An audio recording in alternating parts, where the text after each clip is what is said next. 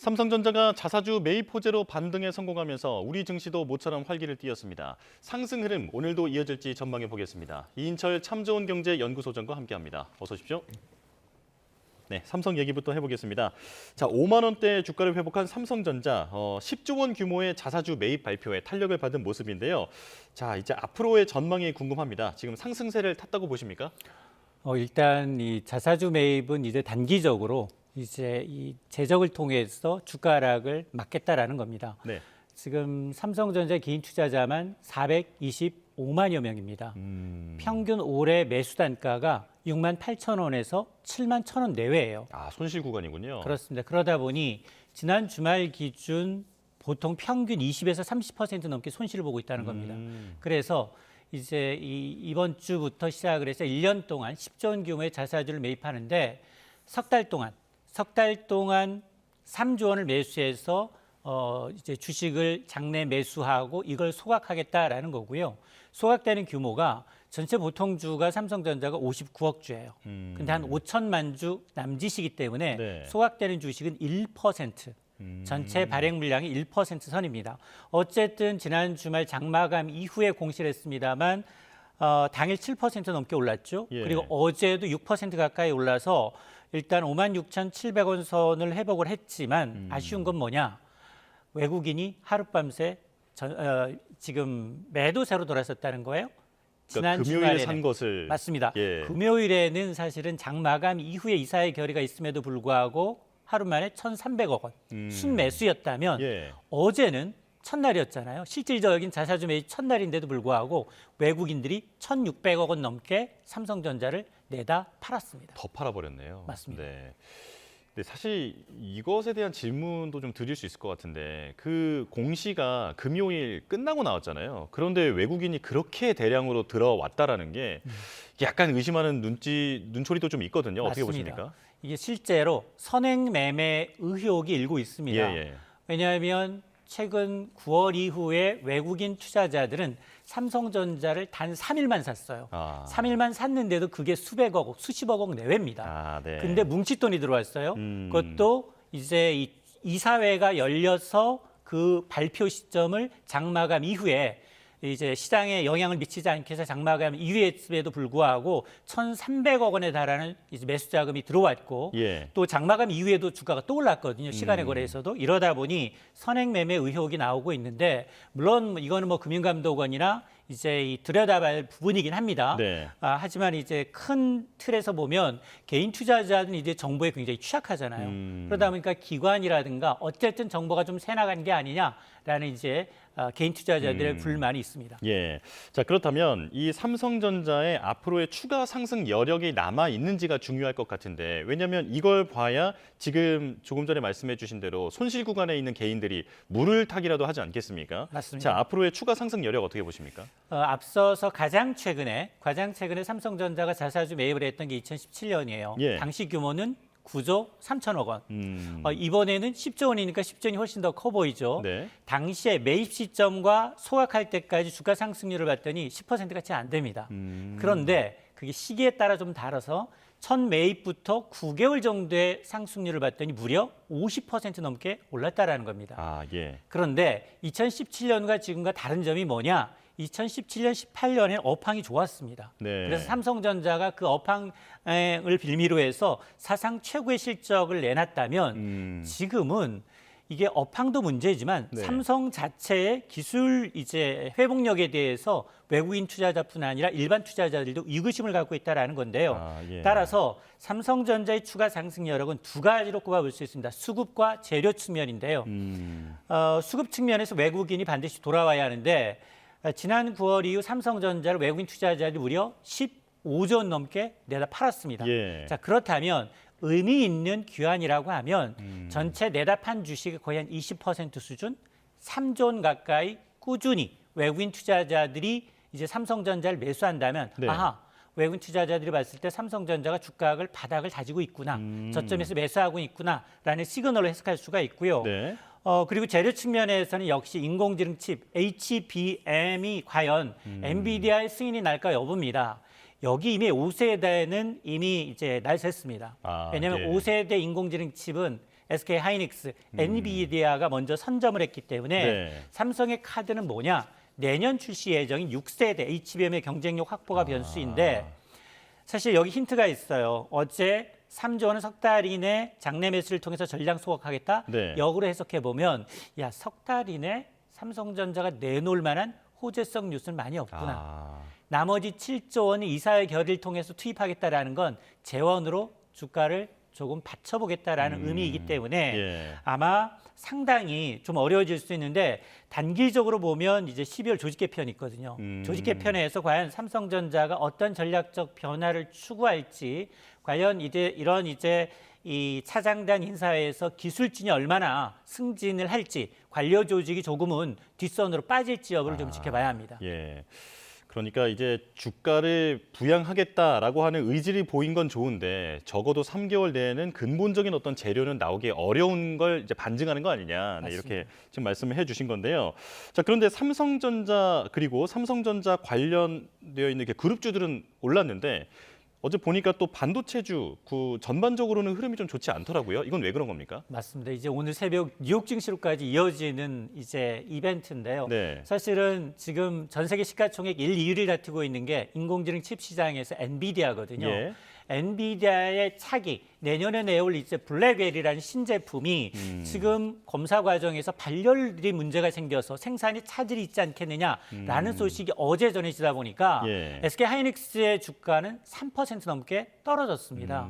그런데 이번 주 최대 빅 이벤트를 꼽으라고 하면 엔비디아의 분기 실적 현지 시간 20일에 발표가 되거든요. 예. 이미 지난 이제 분기 당시에 잭순왕이 CEO가 뭐라고 얘기했냐면 이미 블랙웰에 대한 수요는 넘쳐난다. 내년 1년치까지 예약이 꽉 차 있다. 수요는 차 있는데 예. 다만 이것을 만드는데 조금 시간이 걸릴 것으로 보이고 있거든요. 그러다 보니 지금 엔비디아에 가장 많은 납품을 하고 있는 SK 하이닉스가 바로 직격탄을 맞는 거고요. 어제 삼성전자가 물론 자사주 매입 효과도 있었지만 반사이익이에요. 왜냐? 엔비디아에 아직 납품을 못하고 있기 때문에 네네. 아무리 발열 상황으로 인해서 신제품 출시가 지연된다 하더라도 이건 오히려 삼성전자 입장에서는 기술을 따라갈 수 있는 시간을 확보했다라는 점에서 상승폭이 조금 커졌다라고 볼 수 있습니다. 예, 또 한쪽의 악재가 한쪽에는 호재로 작용하기도 하고, 네, 지금 그런 게 주식시장이다라는 말씀이신데요. 자, 이제 환율도 말씀을 여쭤보겠습니다. 지금 외국인의 우리 증시에 대한 어떤 그 수급을 방향을 결정짓는 가장 중요한 변수로 환율이 꼽히고 있는데, 자, 어제 보니까 1,390원대로 다시 좀 소폭 진정이 됐더라고요. 자, 왜 그런지 그리고 앞으로 전망도 좀 들려주실까요? 삼성전자를 외국인이 팔면 바로 이제 외국인들이 이제 원화를 이제 매수하거나 예. 매도해서 예. 환전 수요가 늘어나기 때문에 어제는 1,400원 아래로 이틀째 1,400원 아래로 내려와 있는데요. 환율은 사실은 이 우리나라의 국가 경제 체력을 의미합니다. 네. 그러니까 이 트럼프 랠리에 따른 강달러에 따른 전 세계적인 어떤 이 각국 통화의 약세와 더불어서 우린 내부적인 문제도 있어요. 우린 경제 상황이 상당히 심각하게 좋지 않습니다. 네. 2분기 마이너스 성장이었고요. 3분기도 제로 성장이었습니다. 근데 내년은 올해보다 더 어렵다라는 거고요.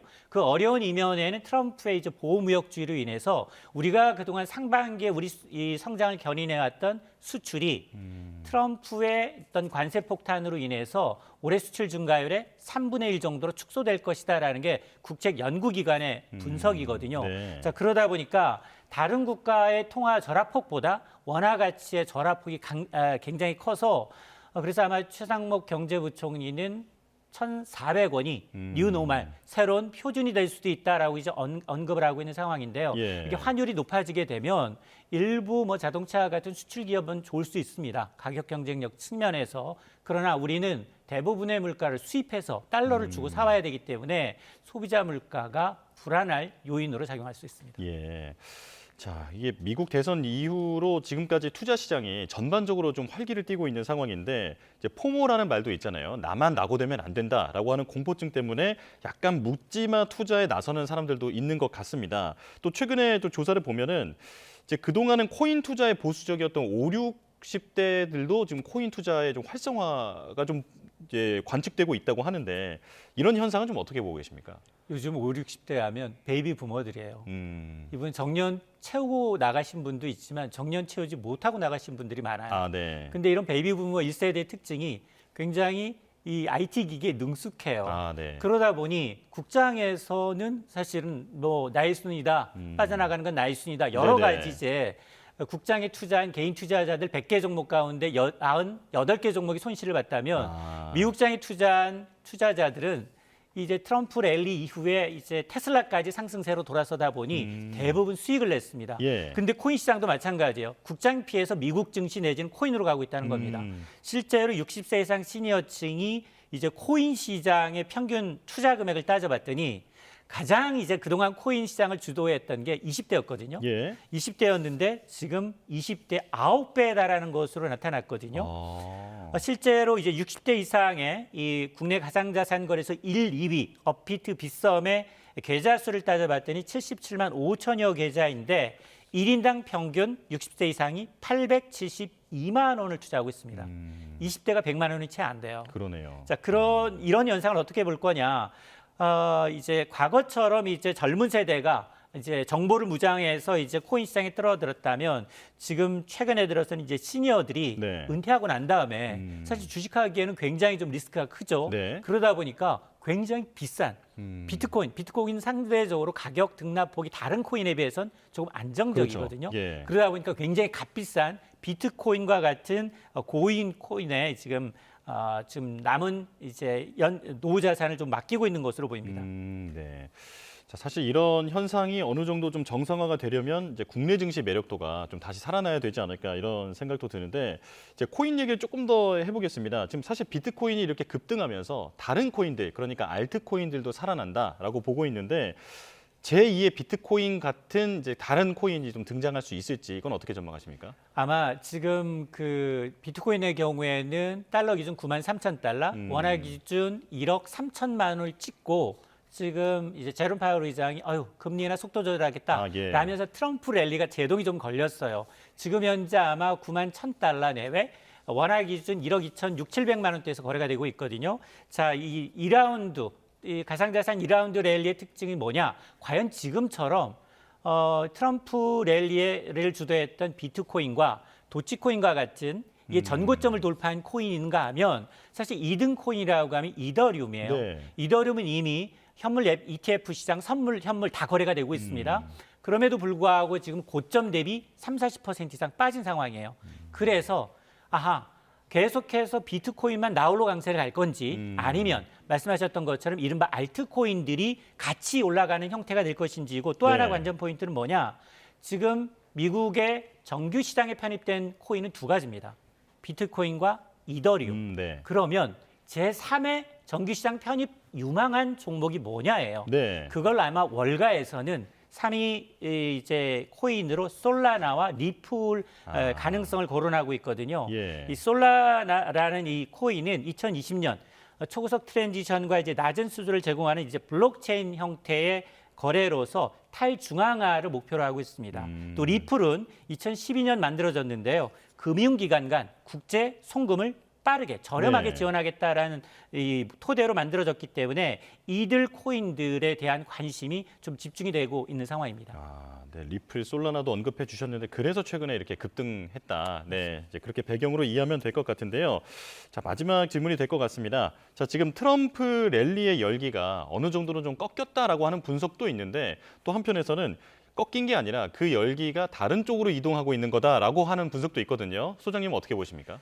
일단 트럼프는 아직 뭐 백악관으로 이제 입성도 안 했잖아요. 그렇죠, 예. 가기 전에 각종 공약이며 이제 인선을 통해서 그 성향에 따라서 지금 움직이고 있거든요. 네. 그래서 트럼프 랠리 일기의 특징이 달러 올라갔고요. 국채금리 속등했고요. 비트코인 가상자산 올랐어요. 상대적으로 금은 좀 내린 반면이 있습니다. 왜냐하면 달러 강세에 대한 이제 반대급부로. 자, 이런 이제 상황에서 입성하게 되면 실제로 정책을 펼쳐야 합니다. 네. 근데 트럼프 정책을 한마디로 요약하게 되면 따뜻한 아이스 아메리카노를 만들겠다는 거예요. 예. 그게 가능할까요?